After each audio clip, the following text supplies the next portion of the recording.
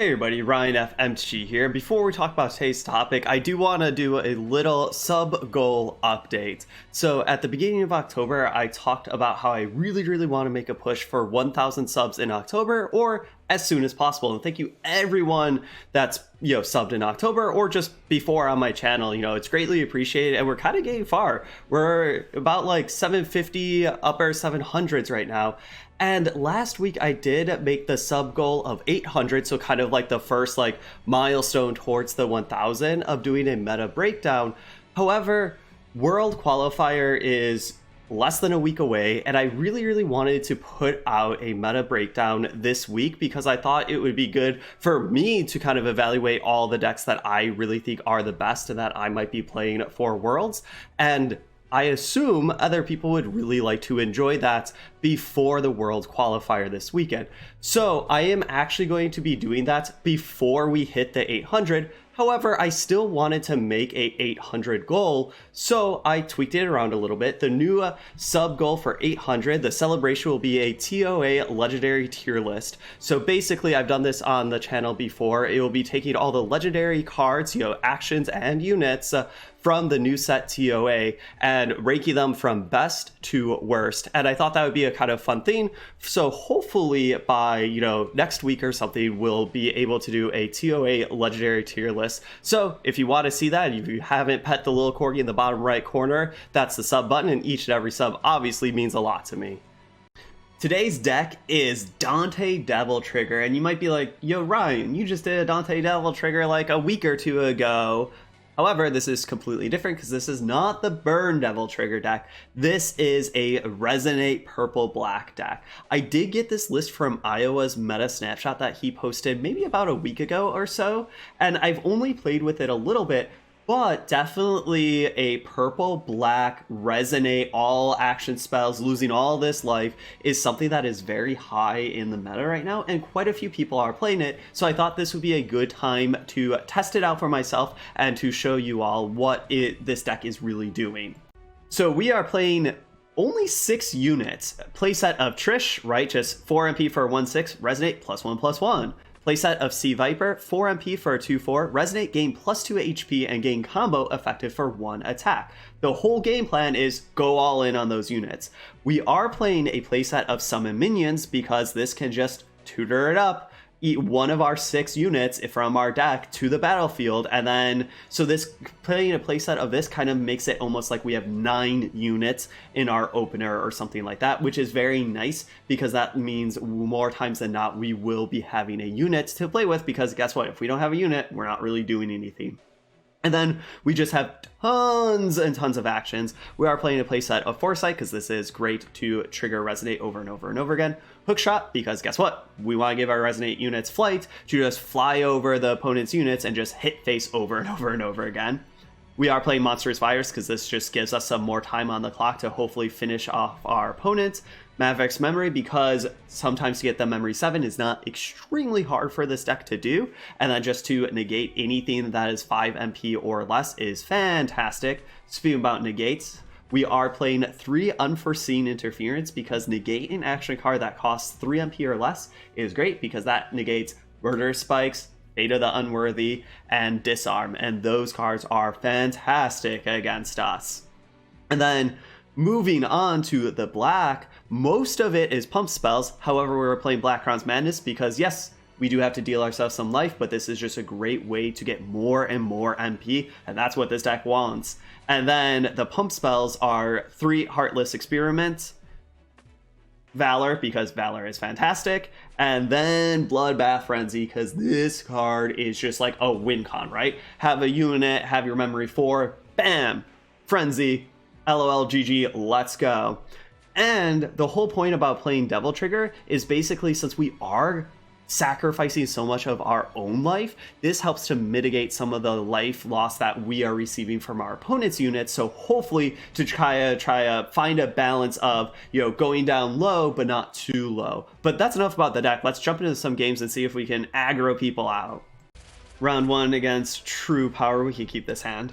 So the big question is, do we want to play Trish and then a Summon Minions, or do we just want to play Trish, Hookshot, and just try to win with just 1 unit? kind of a little bit hard. Well, we do have Unforeseen Interference to play with, which can really help us against Disarm, does not help us against Seal Dino. And yeah, let's just do... Yeah, let's do this. I was thinking that maybe we just summon minions, but hey, if we can just trade for a Disarm and still just live, it's like, well, now you need to have a Dino. Do you have a Dino?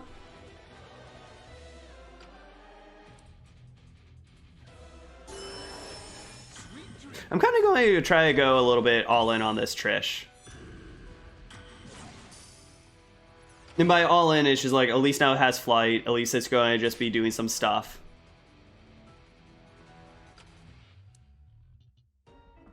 Let's do this. Because now if they do something, we can just summon minions.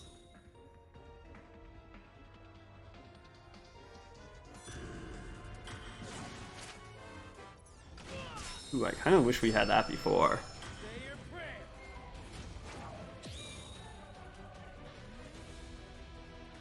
When damage every 5 seconds is not that big of a deal.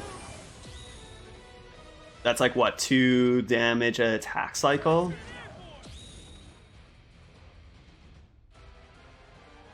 We could just play this. Because it costs like 2.5. Ooh, having this is fantastic. So now that they do have another Disarm, we can be a little hesitant to play until we have the 3.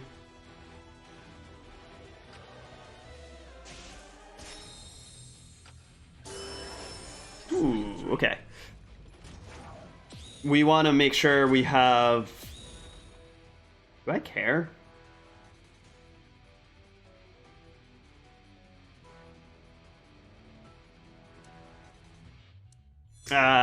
I thought too long. We should have at least summoned minions or something.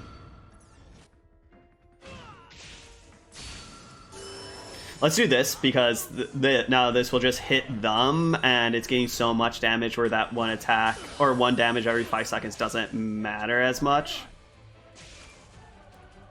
And this should just be lethal right here. I'm not going to do anything, and there we go. Fast wins equal fun, I think, right? Hopefully. Up against Raging Demon, and we'll keep this hand. Raging Demon can be kind of hard because they have so much removal. However, we aren't playing any 3 MP units, so that does mitigate some of their unit removal. But we are playing 4 MP units, so Fate of the Unworthy, Ashford, all those things, or just their hero power actually does kill it. So this could be a good thing to maybe not go all in on 1 unit and kind of spread the wealth, but to make sure that this just doesn't die in combat. While I speak of that, I just watched that happen where we should have at least done this or something, but... Shh. Pretend like that did not happen. I think we just summon minions.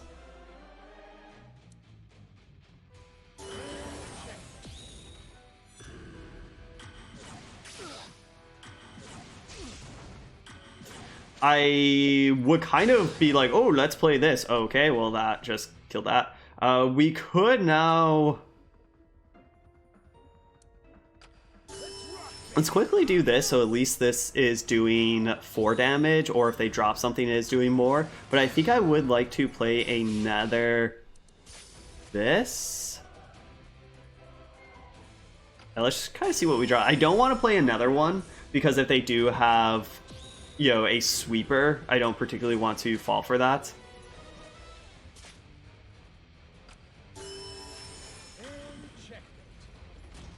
Okay, another hookshot's good.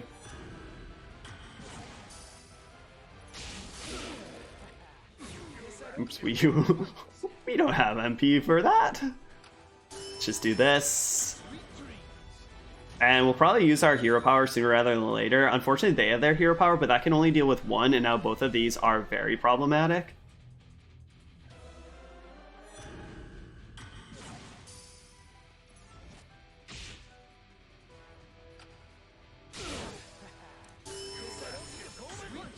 Because this will be nice, because this will get a lot of damage. This is plus 4 damage right here.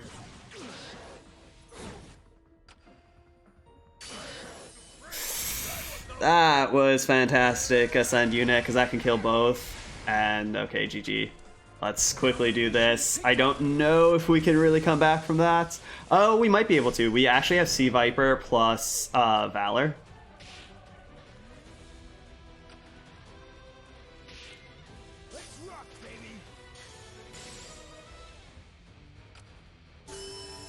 Like, that can actually do it. We are going to go very, very low, because this is going to be 3... I think we have to do this. 3, 6... Oh, we actually don't need to do this. This is just lethal in 1 attack cycle. Well, not anymore. We did not need to do that, because that was going to be 5 with combo that is... Ah, no. I forgot about them gaining life. We were right. Just don't mind me. And we can use our hero power, but we shouldn't have to. Do we care? We could go for lethal here with this. Let's go. Got there. Let's go. Up against the one and only Wolf. Let's go. Let's keep this. So, big question is, do we want to play Sea Viper or Trish? I think it's actually Sea Viper because this gains so much more life than Trish, because it's every single time we play something, it is plus 2 HP. And I think we just kind of try to do as much HP as we can, and we just go all in on one unit. That can be very scary, but let's see if it works out for us.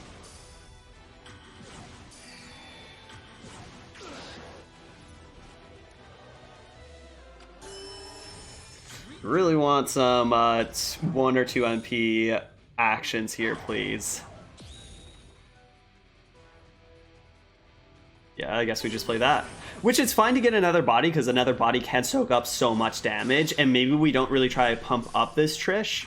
We could. We definitely could. That's not the card that I want. Like, that's not even close to it.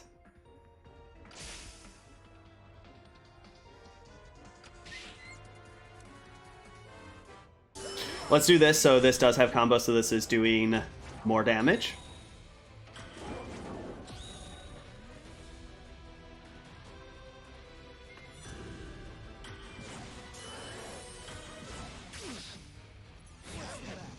Got you running scared?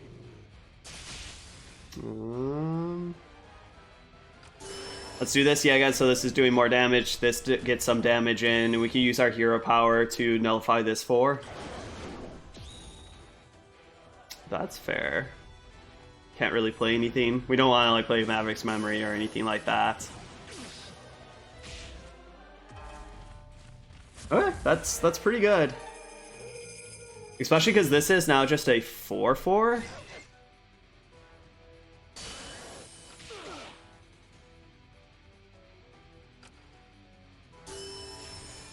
Let's go for it. Maybe this is actually that. This was super risky that I don't even know if I needed to do it, because it didn't have combo, so it would have been lethal. But now this is like anything could kill us, and we are. Whew, we're lucky. Okay, we don't do anything. This is fine. It's just 2 damage. Don't worry, guys. We got there. Thanks, Sea Viper.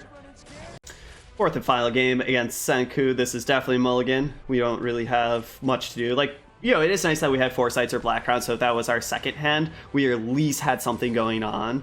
But this is better. Now the age-old question of, do we want to play summon minions or just flight this up? And I think we actually do minions here.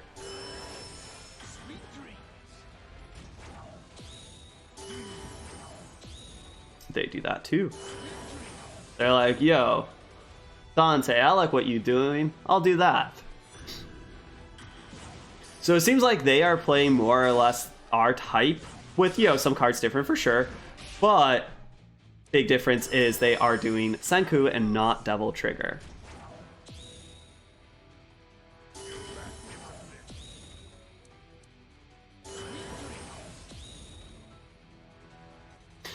This Trish could be not long for this world, because of the Sea Viper's just going to do so much damage. Yeah, that's going to be pretty good.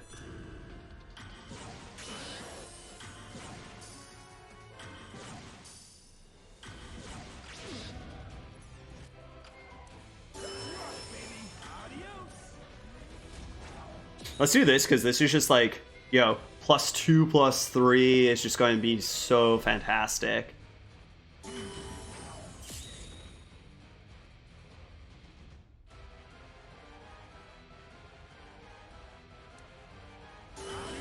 We actually don't really care to pump this up anymore, because this will actually kill this in 2 hits.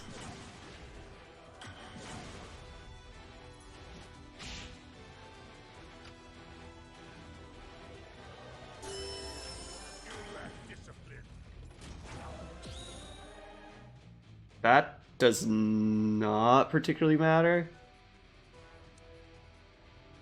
Let's do this.